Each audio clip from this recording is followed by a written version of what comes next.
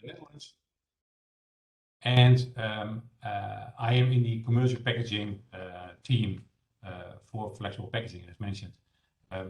Today we are going through the, just a sec, I'd like to go to the next page. Yes, this webinar is an initiative from the PRETHINK INK network.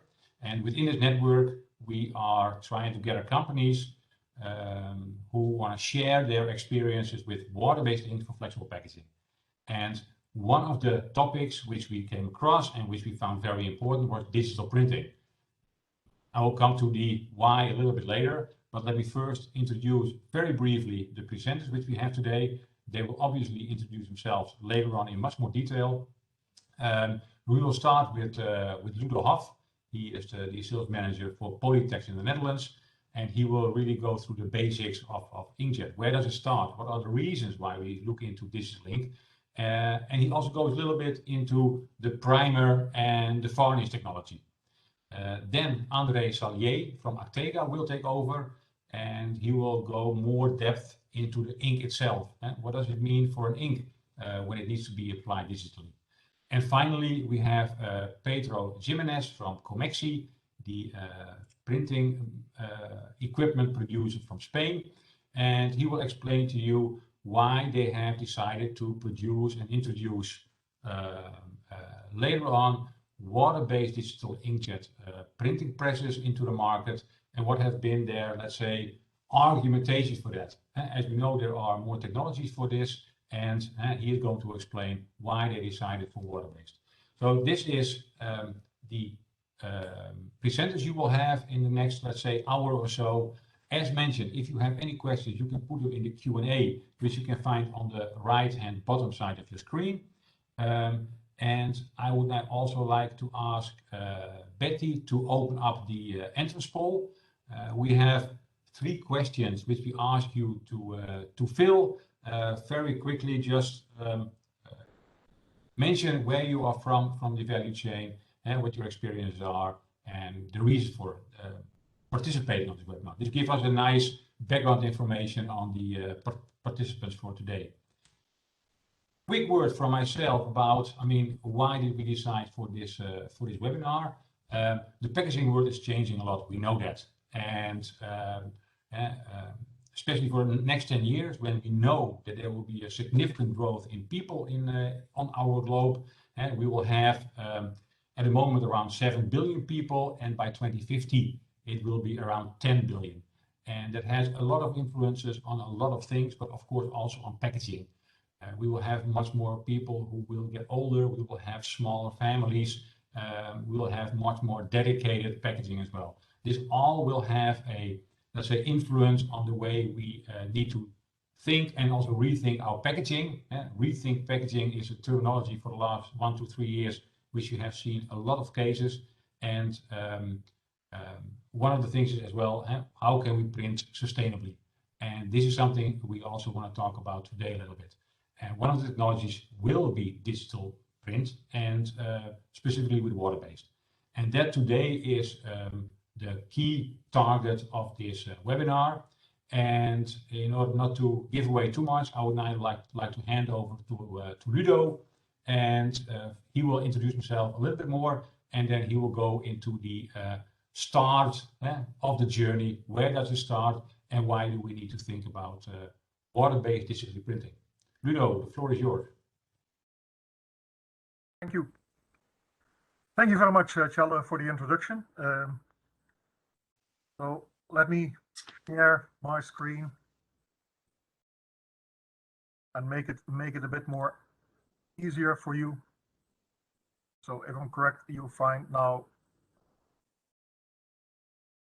Are you seeing my screen? Yeah. Share. Okay. Now it is. Just a moment. Welcome. My name is Ludo Hoff. Just introduced by Charles. I'm the sales director at Polytex, and I'm going to take you through the first steps of a journey of digital printing. So it is where the inkjet journey starts.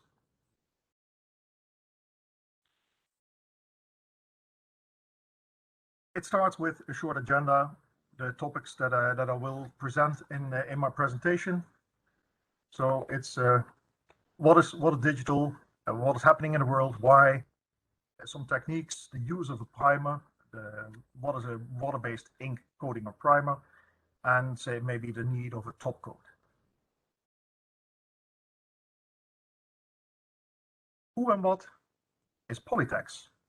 Polytex, as a producer of printing inks and coatings, is not a chemical plant. We use chemicals, but what we do is mixing and grinding of the raw materials in the right way and the right proportion to create the right product for use. Sounds a bit vague, but that's practically what we do. So we are a producer of mainly water-based inks and coatings in different applications for flexo, gravure, and screen. Also, we have energy curable systems like UV inks and coatings and EB inks and coatings.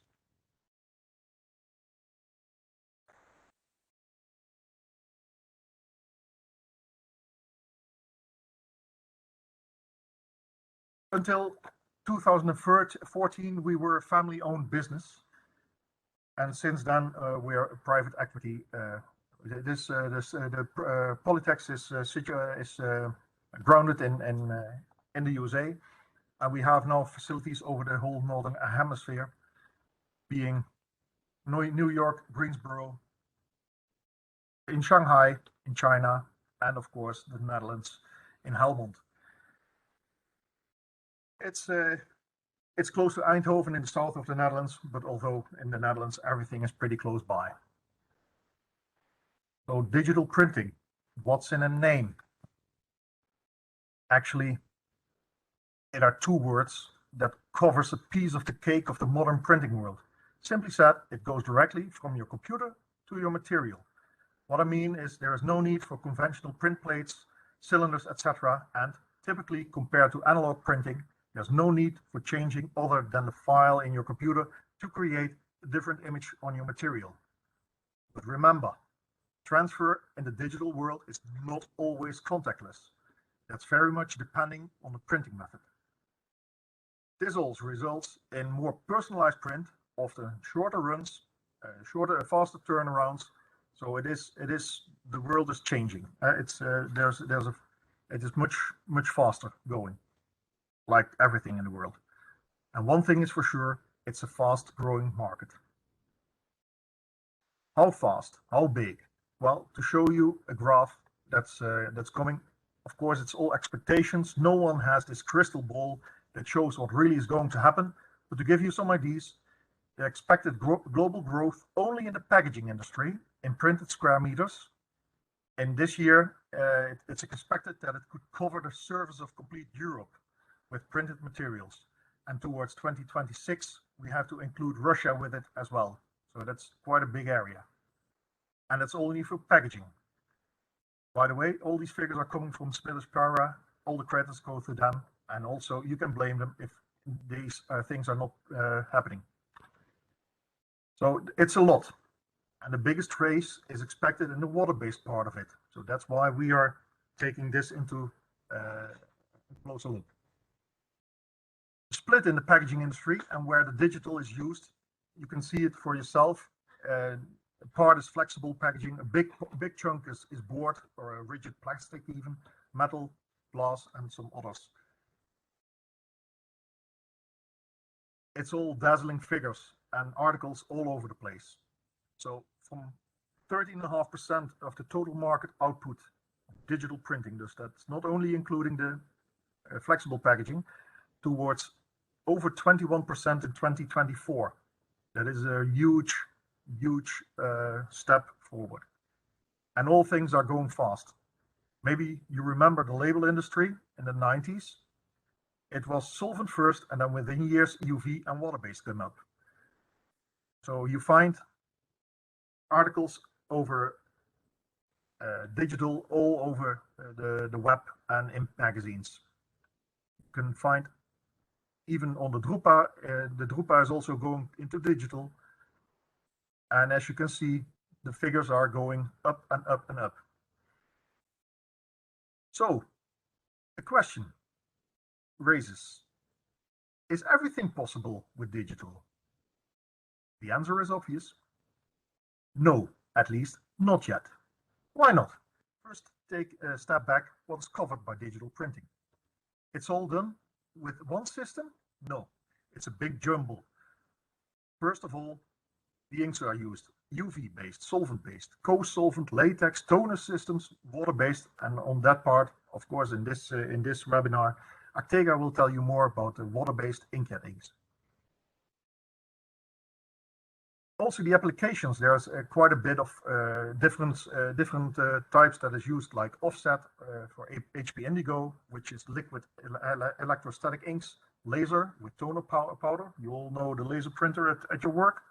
And one of the big parts that's growing is inkjet piezo drop on demand, and that is the part that ACTEGA will cover. So often, to prepare the substrate for digital printing, a primer is needed. And a better name for it is digital or inkjet receptive coating. And the function, it anchors ink, the inkjet ink, it controls the dot gain, it gives a better image definition, and also what's maybe also important is it helps on the drying because it's a porous, often a bit porous or microporous layer, and it will help improving your inkjet printing performance. So, due to the fact that many different substrates need to be printed, you can imagine that there might be a need for more than just one type of inkjet receptive coating. And to give you some ideas, and I also showed it in the overview, we have paper, we have film, we have things like canvas or Tyvek types of materials, non-wovens, metal, many different kinds of substrates that need to be covered. And how to apply those? Well, it can be done, the primer, it can be done in flexo, gravure, screen, spray coating, roll over roll, you name it, and much is possible.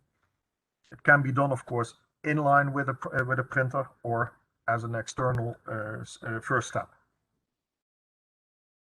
The volume is growing as well. Just to give you an idea, it was already for the inkjet receptive coating, it was about 2,000 kilotons a few years back.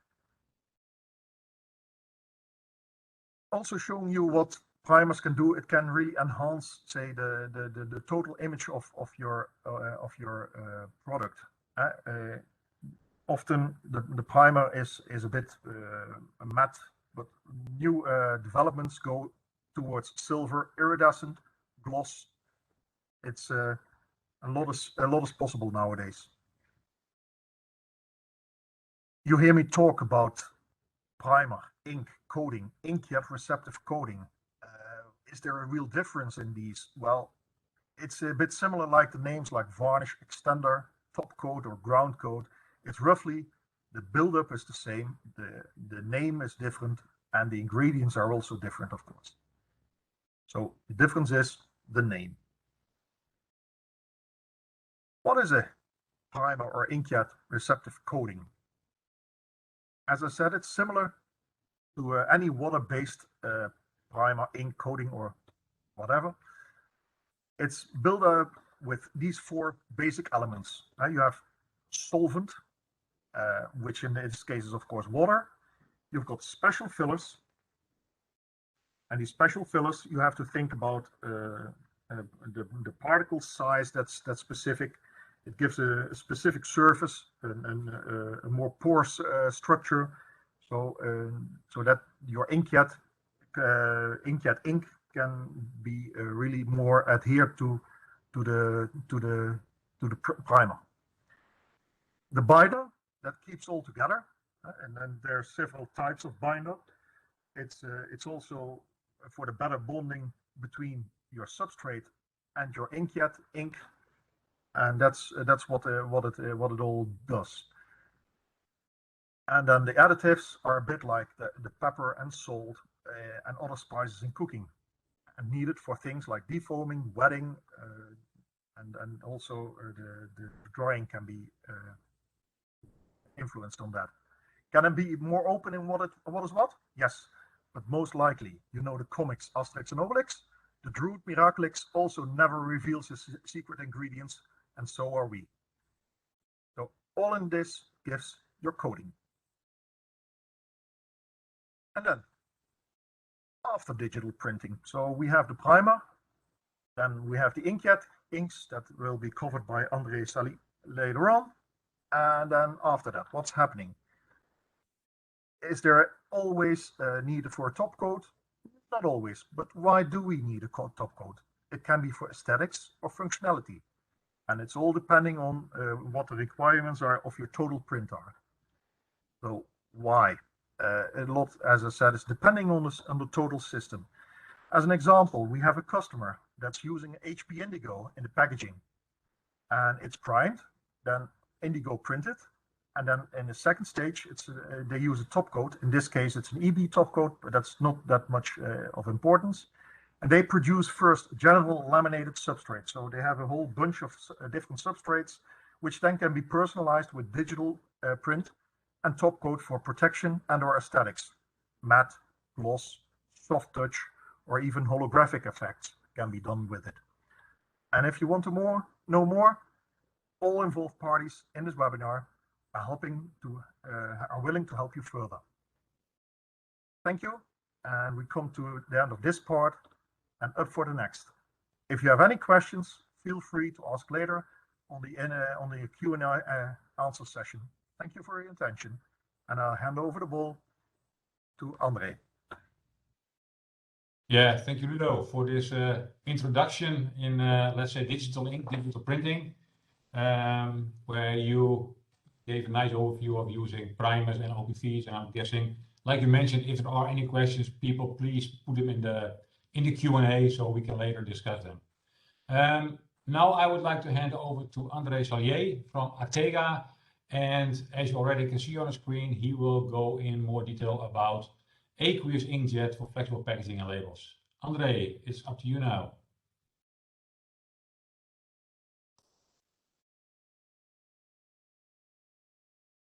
So, yes, good afternoon, ladies and gentlemen. So in the next minutes, I will talk a little bit about aqueous inkjet for flexible packaging and labels. My name is André Salier. I'm working at ACTEGA in the team of aqueous inkjet. My role in this team is, I'm not a chemist, by the way. My role in this team is project and business development. So what will you see in the next minutes? Of course, a few words about ACTEGA. Then, of course, the main part, what are the challenges and advantages in water-based inkjet printing? And I would like to introduce some solutions at the end as well. So let's start with ACTEGA. I'm quite sure that most of you have seen such a slide, a similar slide already. So you know that we are part of the Altana group. You know that we have 3 other divisions under the roof of Altana. BYK is very well known. Eckert is very well known. Maybe not that much Elantas, coming historically from the area of wire enamels, but of course today also involved in printed electronics, what we find, by the way, also now in the packaging industry. And then ACTEGA, dealing with all materials that are needed to produce a packaging. And to give you a little bit closer look, so this is how we see the world, the market. We have 3 business lines, and we divided the market into the area of flexible packaging, metal packaging solutions, paper and board. So every substrate that is needed to make a packaging is present here. The labels, we subsumize this under flexible packaging, and possibly you have already seen that this looks a little bit strange, publication or commercial. Yes, this is not packaging, but I mean, I saw that in the audience, a lot of other colleagues from other ink and coating manufacturers, most of these companies have a quite strong history in this area, publication and commercial, and this still is an interesting market. So we had to put it somewhere, and we put it under paper and board because publication and commercial is a lot of paper. Yeah, due to different market studies, we see that 98% in the packaging area still regarding the volume substrate is printed with analogous technologies like offset, gravure, flexo. Nevertheless, as Ludo already explained very good, digital printing is gaining more and more market share. And this means for all partners and suppliers, especially also the traditional suppliers for consumables, you can have a look at this new technology or you can't. I recommend to have a look to do so. We are doing, by the way, and these are, for examples, what ACTEGA Altana is already doing or has already developed. So we have our product range Diva. This, of course, is not water-based. This is UV-based, jettable UV coatings for this very nice embellishment, as you can see here, for labels, for covers, for packaging. We have our colleagues from EcoLeaf, what is not really a digital application, but it could be because the trigger image that is needed to apply the metal pigments on the substrate could also be printed in inkjet. We have our colleagues from Signite in the States. At this moment, not digital, because the image, what you see here, this image is printed via Flexo currently on a carrier film, and from this carrier film directly afterwards, it will go onto a container. Maybe in future, this will be printed in a digital way as well. And then we have our digital, true digital activities subsumized in the ACTEGA digital group.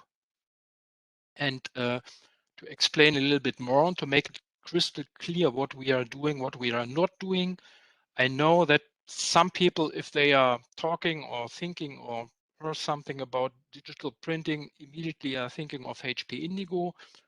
The reason is HP Indigo, of course, is the, let's say, dominant technology, what we see in the market. They have really done a great job in the last years to make digital printing or to bring digital printing to a level where it is now.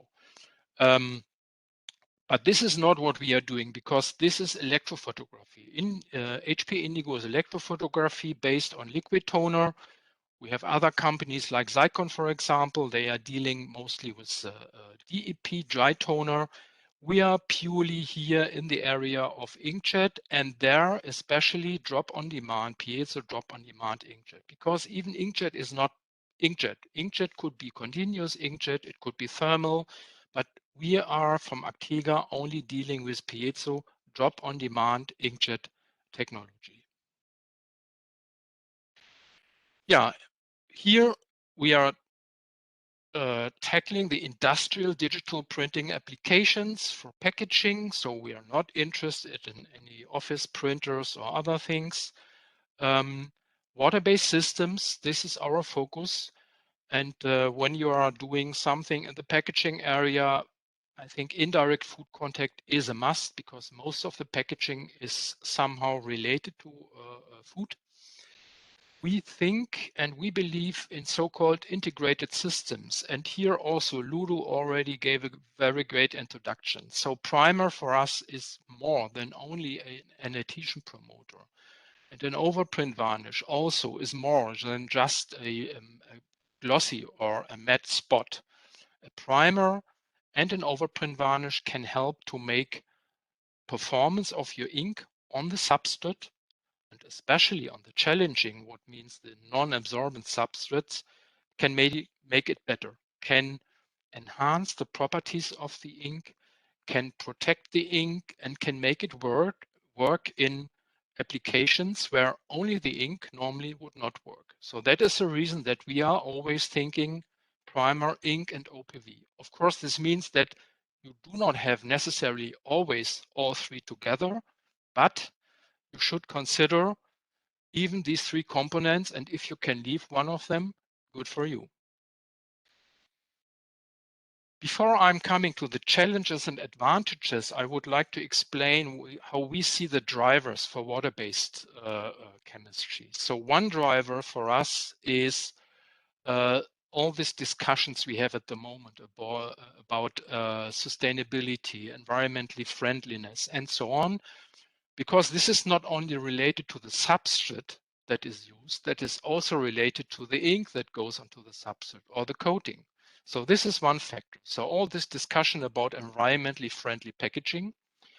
And the other thing is, of course, regulatories, migration limits, especially in food packaging. So here we see two drivers for the growing interest in water-based chemistry.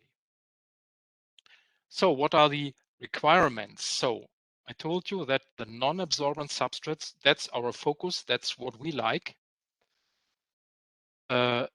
Water-based inks, pinning and drying is really a challenge, because I think this is not a secret in this audience. There's a lot of water involved and you have to get rid of the water. We have meanwhile great drying and pinning technologies, for example, company Adfors NR technology that helps you even on thermal sensitive materials to drive out the water without affecting your material or damaging your material. And of course, the final drying to avoid blocking in the roll or set off. So technologies are available. If I told you that we are thinking and working with so-called integrated systems, this means the fluids have to be adjusted to each other. The area of inkjet is a high complex area because you have to formulate intelligence into your fluid. Why? If I'm working in flexo or offset or gravure, I always have, at the same time, I have physical pressure that helps the ink to go onto the substrate. Inkjet, there is no contact. There is space. This is 1 to 1.5 millimeters, but there is space. So you're shooting with a droplet on a moving target, and the ink has to have a lot of chemical intelligence to do what is expected to do. And this means that all the fluids involved here, primer and overprint varnish, have to be adjusted to the ink in a very good way. Part of an inkjet printing machine, of course, the print heads. If something happens to the print heads, the machine has to stop. Possibly you have to replace the print heads if you cannot clean it. Not that good, because print heads in inkjet printing in piezo drop on demand technology are not a consumable. These are quite heavy and expensive parts. Heavy, a printhead can be very small, but regarding their relevance for the process. So this is the heart. So you have to avoid that your formulation affects the printheads in any negative way. May it be blogging, may it be drying, whatever. And finally, we need the print quality. I mean, we often discuss about the offset standard. I will not discuss about the offset standard because I think the standard has to be agreed between a customer and a company that produces the product for the customer. And if this is good enough, it's good enough. So I think this is the point. But nevertheless, the print quality should be able to compete, for example, with flexo printing. Shortly, and also Ludo here already gave a good introduction. The construction or the formulation of an inkjet ink is quite similar to what we have in other inks as well. So you have the solvent. In our case, it's not really a solvent, it's water, but the function is the same. So it's responsible for the viscosity and the runnability of the fluid. The pigment, it's clear. The binder, today often used and more used bio-based binders, besides synthetic resins, or binders coming out of renewable resources.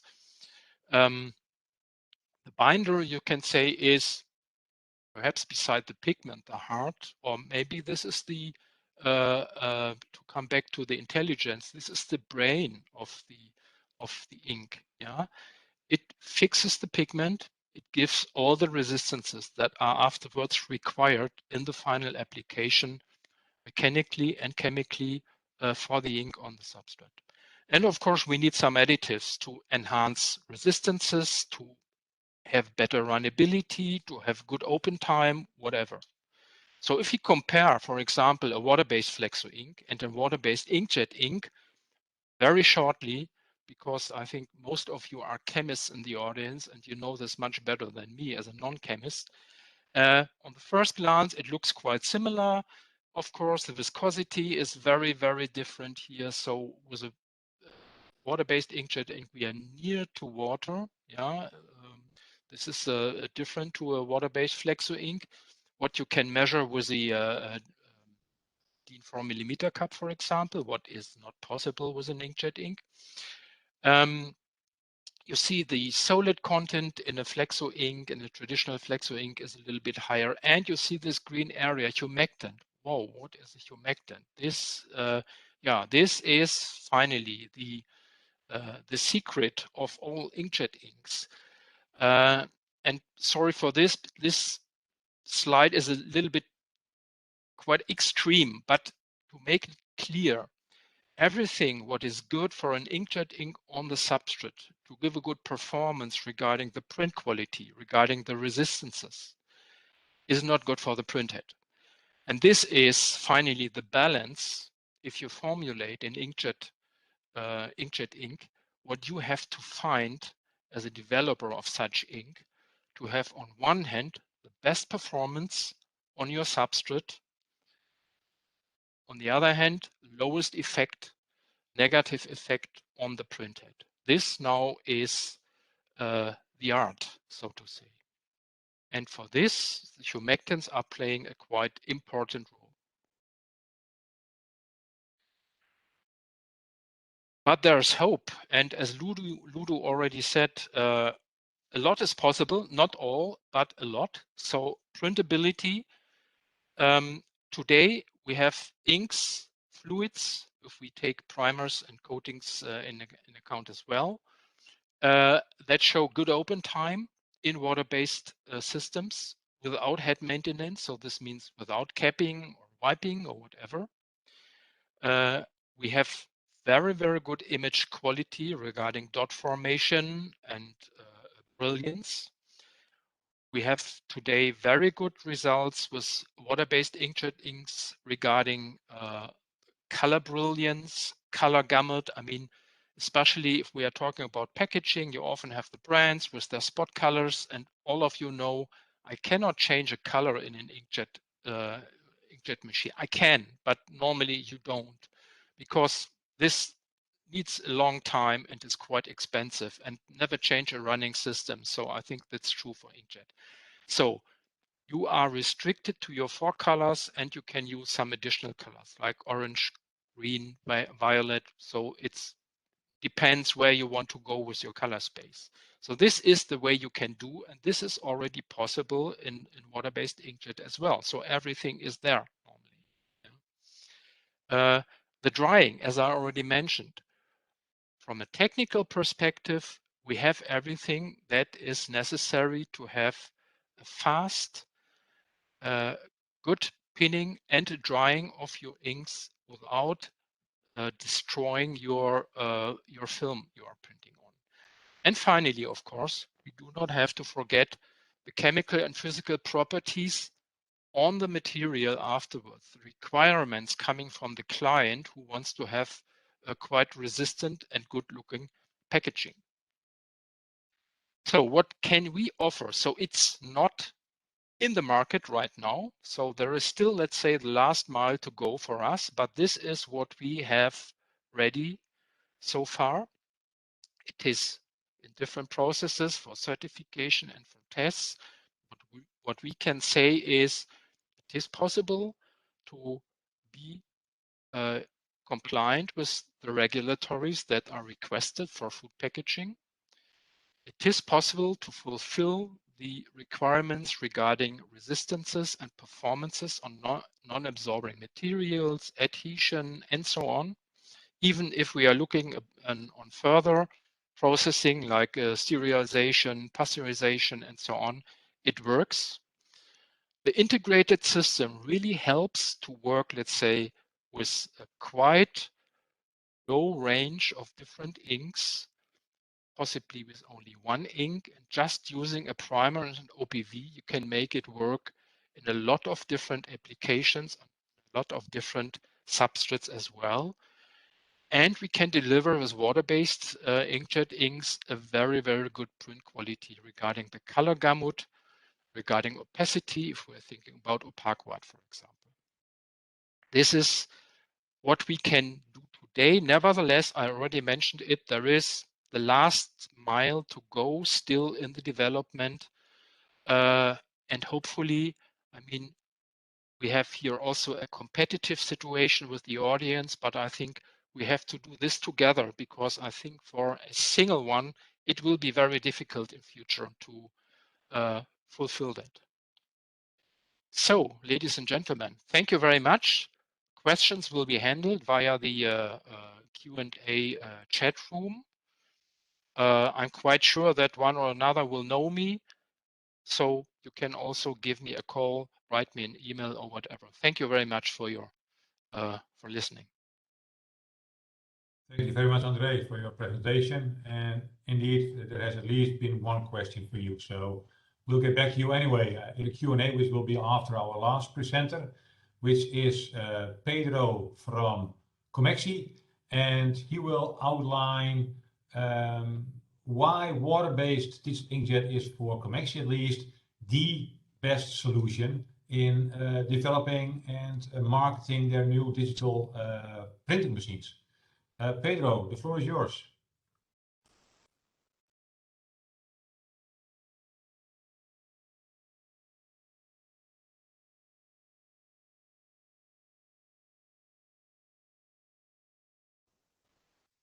I think you're still muted, Pedro. We don't hear you. Okay, now you can see me. I couldn't find the unmute button. We can hear you loud and clear. Sorry about that. Hello, everyone. Good morning, good afternoon, good evening. Depends on where you are. We have people from all around the world. So, first of all, I would like to thank all of you for taking just 1 hour of your time to share with us for this webinar. Let me introduce myself first. Stop the video. Okay, let me introduce myself first. My name is Pedro Jimenez. I'm the digital business development brand manager in COMEXI. I have been working on the digital market for a long time, over 20 years so far. I started in Xerox, where I worked 8 years, and then I moved to HP Indigo, where I stayed 12 years in Barcelona, in the Sant Cugat offices, working for the Spanish market. And then 1 year ago, I moved to COMEXI to start leading the digital transformation. As Andre told before, and Ludo, I'm not a technical guy, okay? I'm not an expert, I'm not a chemistry.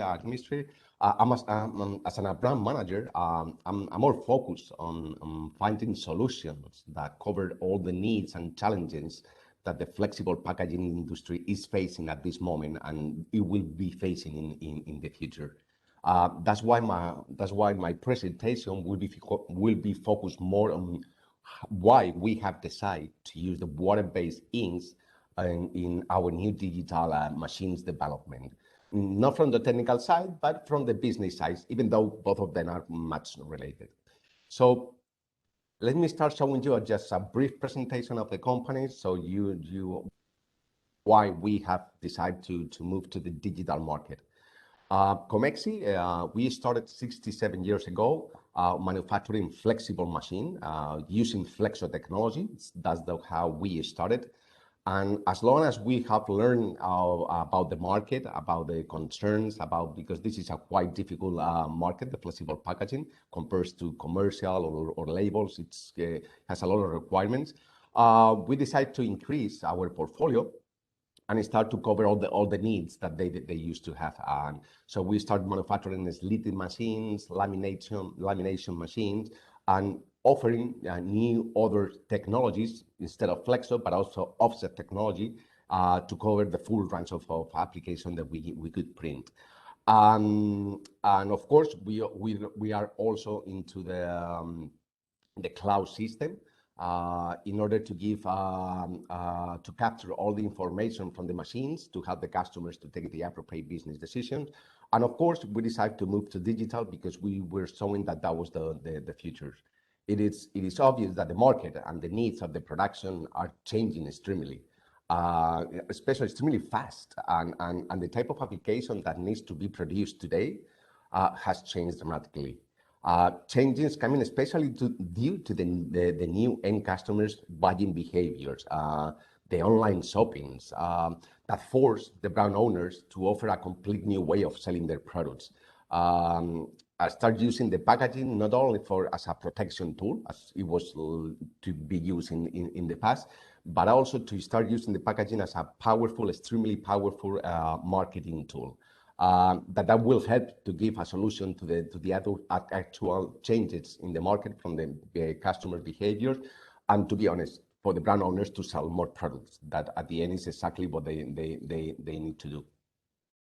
As an example, if you go from, I went to the supermarket the other day, and I was, especially now in Christmas season, you will see a lot of product with personalized messages.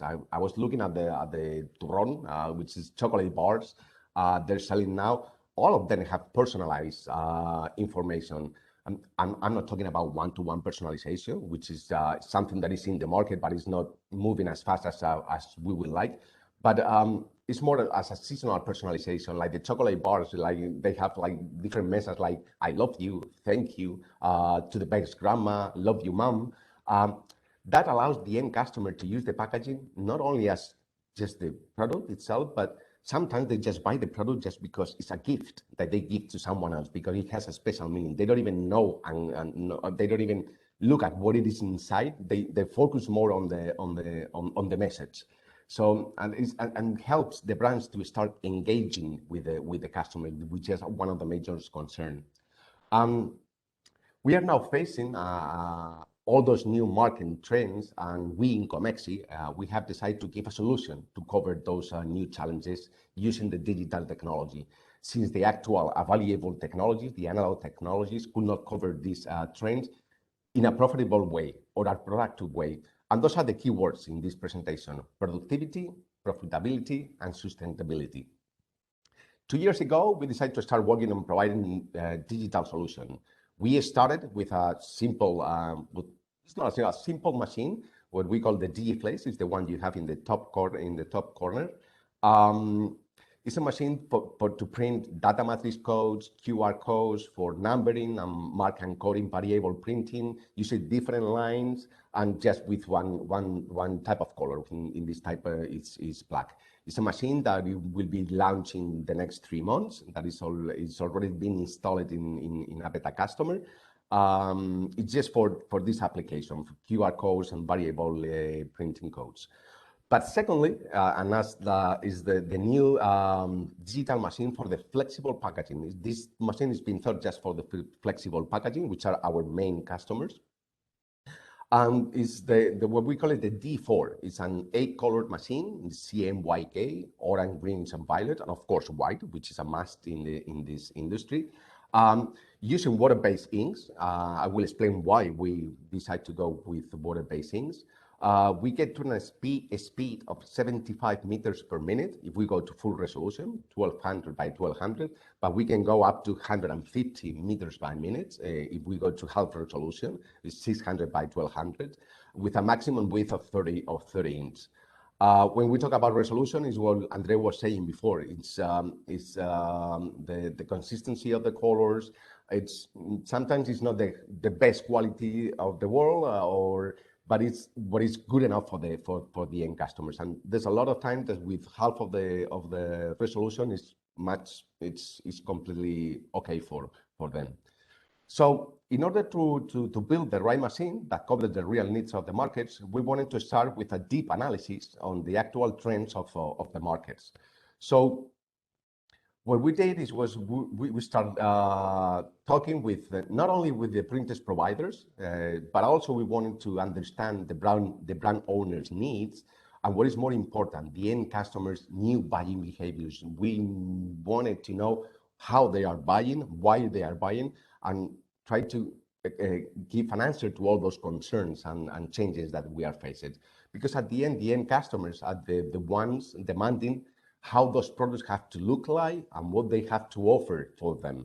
And the brand owners at the end, what they do, they just take all those needs and they will ask the printer providers to print exactly what they want to print in order to be able to sell more of their products. So at the end, we can come to the conclusion, after talking with several brand owners and printers around the world, that the main concerns that all of them used to have, and there was some of them have a specific concern, but they all agree that all those concerns are common to them. Especially for the printers, the increased demands of short runs is something that we knew. We've been hearing about this for a long time ago. It happens in the commercial printing, in labels and printing, and now it's happening in the flexible packaging printing. And so this increase of demand, the sort of demands from the brand owners is in order to adjust their products to the new customer buying behaviors. And we are facing a major change in the amount of meters we need to produce in a single run due to personalization at all levels, due to the changes in different packaging sizes, as Andre was telling before. Now we can see that the same product, in order to sell the same products, for example, the orange juice, we can buy it in packages of 1 liter, half a liter, 200 milliliters packaging, in monodose, individual pouches, personalized packaging. At the end, it's the same product what we have inside, but with different packaging sizes and applications. And the digital technology can help us to produce this type of runs in a profitable way compared with the actual technologies that we have in the market. Printers also need to increase their printing capacity because they have more jobs every day to print. And of course, they want to do it with the minimum investment and the maximum profitability. And with the digital equipment, they will find the right solution. Not only to print those new jobs in digital, but also they have the option to move the shorter runs that they are now printing in flexo machine. They can move it to the digital machines. That way, they will print exactly profitable jobs in the right machines. And what is most important for them, they will free time on the flexo machine. It's not the same to print 20,000 meters in a flexo machine. That is something really fast. That if we want to do 4 jobs of 5,000 meters each, that will take like basically 3 times more than print the other one, even if it's the same quantity of meters. So the answer is try to be more profitable, printing short runs and printing long runs with the appropriate technology. Of course, the speed for the printing machines is allow the speed to would allow us to print what we need when it's needed, and being able to give an answer to the fast changing markets that we are facing right now. Actual flexo customers are used to work with high speeds. We're talking about 3, 4, 5, 600 meters by minute, and even if in digital we can't get up to those speeds at this moment. We are sure that as the technology changes and the prints will improve, we will be able to get closer to the reasonable speed according to the market. Of course, it's important to print in a most efficient and profitable way with the best quality, or at least with the same quality as the actual technologies are printing right now. And there's no doubt about it, and we all agree in that because Ludo said, talked before about that, Andre will as well, is sustainability. It's becoming one of the major factors, and there is a need to produce as much eco-friendly as possible.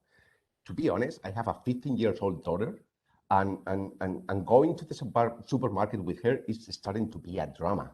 It takes forever to decide what to buy. She will never buy a product that is not recyclable, is not being produced with recyclable raw materials. She will read the single label twice if it's needed. She will take the smartphone looking for QR codes in order to see if she can get more information about the products, when they were produced, by who, how, everything. It's getting crazy. And this is what we have right now. This is the actual consumers that they need. And sustainability is becoming one of the main factors in this market. Of course, for the printers, the option to offer a wide range of applications that are being demanded by the brands is a key factor to invest in digital. And with the digital technology, we can produce a wide range of applications such as food packaging, pouches, IML, one-dose packs, sachets, string labels, and much more. Imagination is up there. And work for all type of markets as well, not only for food market, but also we can work for the healthcare industry, pharma, animal care, non-food retail industry, for industrial application itself. To be honest, the possibilities are endless with digital technology. Something that is specific to the flexible packaging market is the need to comply with all the legal specifications. Specifications such as ink migration rules, odor, thickness, be solvent-free solutions, and much more than will come in the future. That's for sure. And we see that that in this case, the water-based inks was the best solution that will cover all those legal specifications. All those new possibilities from the brand owners that couldn't do before, such as the use of variable data, personalization, to have a track and trace solutions, use of promotional campaigns, fight against counterfeit, as Andre was saying before as well, give an answer to the fast time to market and the shorter life cycles of the product, versioning, mock-ups, different designs, being able to modify the package at the last moment, or even just before printing, or even when they are printing it. It's a big difference they can do with digital. And all these trends are forcing to start and reduce the runs of every single job. So in order to being able to print all those short runs in a more productive and profitable way, only the digital printing technology can help us. So we decided to focus on building the D4 digital machine according to all those needs and try to give a solution to each of them and for everybody, printers and customers and brand owners. So having in mind the main factors we need to cover was, we always talking about profitability, productivity, and sustainability. Those are the main key factors we take in consideration.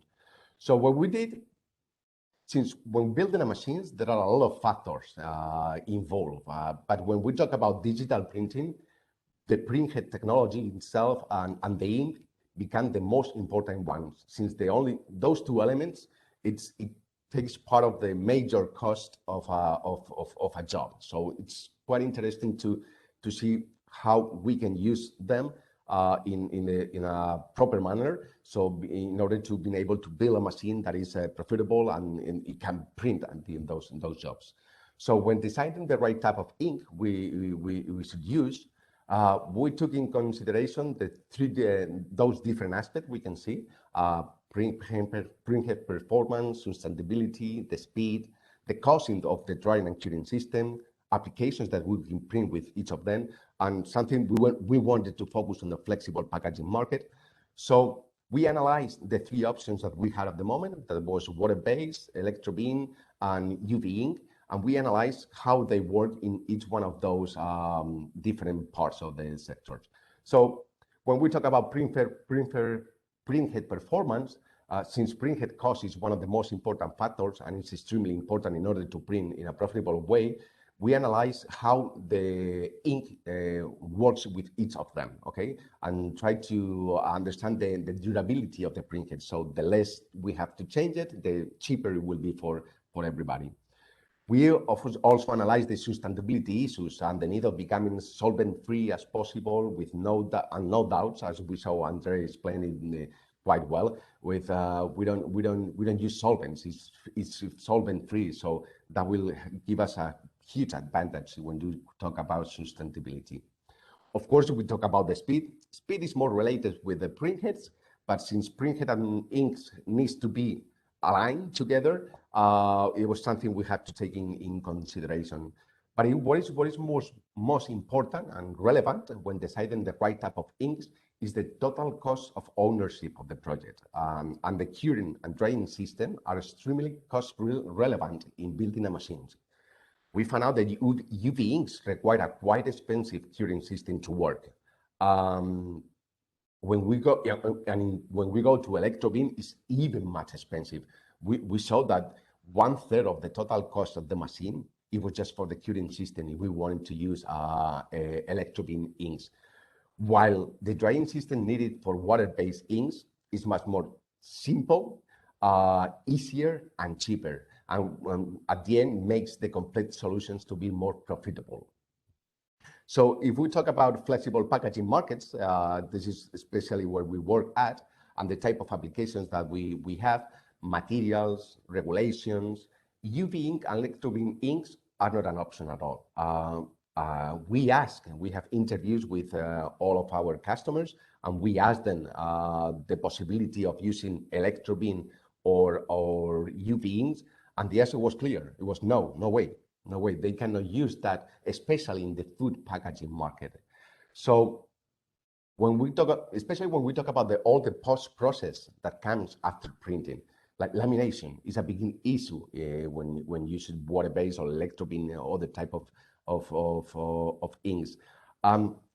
We found out that with water-based, since the thickness of the inks that requires to print is critical, with water-based inks is much less consumed of grams per square meters and becomes the best solutions for the industry and with much less issues in the post processes. So that's why it was quite important. So at the end we saw that the water-based, everything was in green, everything was working fine. Some of them were better in some different points, but if we take the weight of every single point, we have no doubt. So at the end, and having all those factors in mind, in order to develop the right profitable and sustainable machine, we have no doubt whatsoever that water-based inks was the best solution for the flexible packaging market that we want to offer to our customers.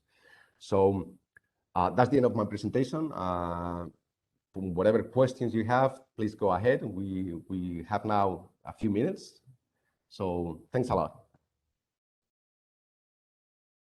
Thank you very much, Pedro, for your presentation, and and understanding why COMEXI was choosing water-based inks rather than any other technology.